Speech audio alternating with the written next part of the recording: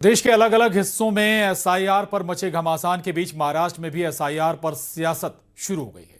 उद्धव गुट वाली शिवसेना के आदित्य ठाकरे ने वोटर लिस्ट में गड़बड़ी का आरोप लगाया और दावा किया कि ऐसा निकाय चुनाव की वजह से हो रहा है। आदित्य ठाकरे का यह बयान आते ही एसआईआर पर महाराष्ट्र की सियासत में भी उबाल आ गया।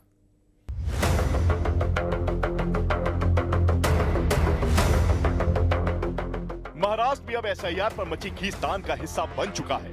ऐसा इसलिए हुआ क्योंकि उद्धव गुट वाली शिवसेना के आदित्य ठाकरे ने वोटर लिस्ट में गड़बड़ी की शिकायत की। आदित्य ठाकरे के नेतृत्व में विपक्षी दलों का एक प्रतिनिधिमंडल राज्य चुनाव आयोग से मिला और मतदाता सूची में गंभीर अनियमितताओं की शिकायत करते हुए लिखित आवेदन दिया।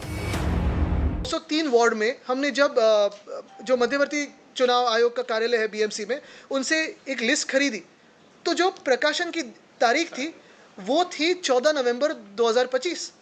ये तो पहला शौक हमें बैठा, क्योंकि अगर 14 नवंबर को ये रेडी था, रोल पब्लिश था, तो ये किसके हाथों में गया है? हमें बहुत सारे एजेंट अप्रोच कर रहे थे, लेकिन हमने लिया नहीं, क्योंकि ये सही है झूठ है हमें पता नहीं था। लेकिन अगर हमें 20 तारीख को ये लिस्ट मिल रही है, तो फिर किसको आपने 14 तारीख को दी? महाराष्ट्र में एसआईआर का मुद्दा स्थानीय निकाय चुनाव के मुद्दे के बहाने उठा, क्योंकि राज्य के डिप्टी सीएम अजीत पवार ने निकाय चुनाव में देरी की आशंका जताई थी और इसी बात पर आदित्य ठाकरे ने राज्य सरकार को घेरा, क्योंकि निकाय चुनाव में देरी और वोटर लिस्ट में गड़बड़ी का सीधा कनेक्शन है। लेकिन उनका ये आरोप राज्य सरकार को बर्दाश्त नहीं हुआ और शिवसेना ने आदित्य ठाकरे को चुनौती दी कि वो अपना आरोप साबित करें।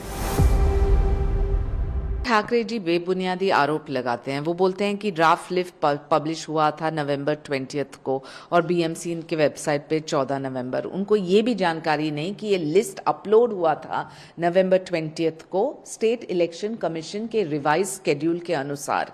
नवंबर 14 को पिछला लिस्ट था और कोई भी सिटीजन जिनको आपत्ति था या कोई भी दल जिनको ऑब्जेक्शन था वो सबमिट कर सकते थे नवंबर 27 तक बीएमसी में या फिर स्टेट इलेक्शन कमीशन के वेबसाइट पे। तो वोट चोरी का काम मतलब बात वहां पर कर रहे थे लोगों ने, सही जगह जो है विपक्षी वहां पर दिखाई। आज फिर से महाराष्ट्र में वही बात दोहराने का काम इन लोग कर रहे हैं। मुझे लगता है कि अगर डेवलपमेंट आपने किया होता, लोगों के साथ आप जुड़े होते, तो आज ये सब कारण लेकर आगे बढ़ने की नौबत आप पे नहीं आती। महाराष्ट्र में अगले साल जनवरी में निकाय चुनाव हो सकते हैं, लेकिन आरक्षण के मुद्दे पर अदालत में चल रही सुनवाई की वजह से इसके टलने के संकेत दिए जा रहे हैं। खुद डिप्टी सीएम अजीत पवार ने एक सभा में इस ओर इशारा किया। इसके बाद विपक्ष एक्टिव हो गया, वोटर लिस्ट में गड़बड़ी का मुद्दा उठाने लगा और चुनाव आयोग से वोटर लिस्ट में अनियमितता की जांच की मांग कर डाली और इस बात की गारंटी मांगी कि निकाय चुनाव में गड़बड़ी नहीं होगी, जिस पर सत्ता पक्ष भड़क गया और उसने विपक्ष से सबूत मांगने शुरू कर दिए।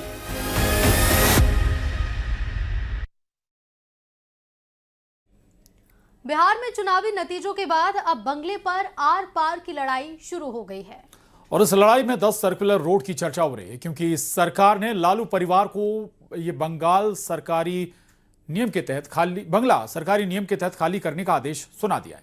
सरकार के इस फैसले को राजनीतिक बदले की लड़ाई बताते हुए आरजेडी ने बंगला खाली करने से साफ इनकार कर दिया है।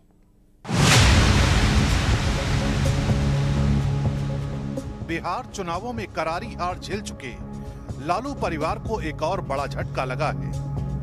अब 10 सर्कुलर रोड का सरकारी बंगला खाली करने का आदेश जारी हुआ है। राबड़ी देवी को हार्डिंग रोड का बंगला नंबर 39 आवंटित किया गया है। इस हार्डिंग रोड बंगले पर और आपको तस्वीर दिखाने की कोशिश करेंगे, जहां पर राबड़ी देवी को नया ये बंगला अलॉट किया गया है। अंदर की तस्वीर हम आपको दिखाने की कोशिश करेंगे। देखिए, ये तकरीबन 1 एकड़ का बंगला है। हालांकि राबड़ी देवी अभी अपने पूरे परिवार के साथ लालू यादव, तेजस्वी यादव के साथ 10 सर्कुलर रोड में रहती हैं, जो मुख्यमंत्री आवास के ठीक बगल में है और पिछले 20 सालों से 2006 से लगातार उसमें तेजस्वी यादव, राबड़ी देवी, लालू यादव अपने पूरे परिवार के साथ वहां पर रहते थे। लेकिन कल भवन निर्माण विभाग से एक नोटिफिकेशन जारी किया गया है, एक आदेश जारी किया गया है, जिसमें अब उस बंगले को खाली करने का निर्देश दिया गया है। यानी 2006 से राबड़ी देवी और लालू परिवार का स्थायी राजनीतिक पता रहा 10 सर्कुलर रोड अब इतिहास बनने जा रहा है। यही घर आरजेडी की बैठकों, रणनीतियों और सत्ता समीकरणों का केंद्र माना जाता था। 20 सालों से यहाँ पर लालू यादव का पूरा परिवार रहता था। जब लालू यादव रेल मंत्री थे उस समय इस घर के अंदर में उनका एक ऑफिस भी बना था, बहुत सारा कंस्ट्रक्शन भी हुआ था इसमें। और उसके अलावा जब ये बंगला आवंटित किया गया था उसके बाद रिमॉडलिंग करके इसको राबड़ी देवी ने अपने हिसाब से अपने परिवार के लोगों के रहने के लिए इस निर्माण कराया था। लेकिन अब इस बंगले को खाली करना होगा। राज्य सरकार ने इस बंगले को खाली करने का निर्देश दिया है। अब विभाग ने स्पष्ट कर दिया है कि नया आवंटन लागू होगा और बंगला खाली करना ही होगा। इसलिए अब आपको अंदर से भी बंगला नंबर 39 दिखाते हैं, जो आरजेडी की राजनीति का नया ठिकाना है।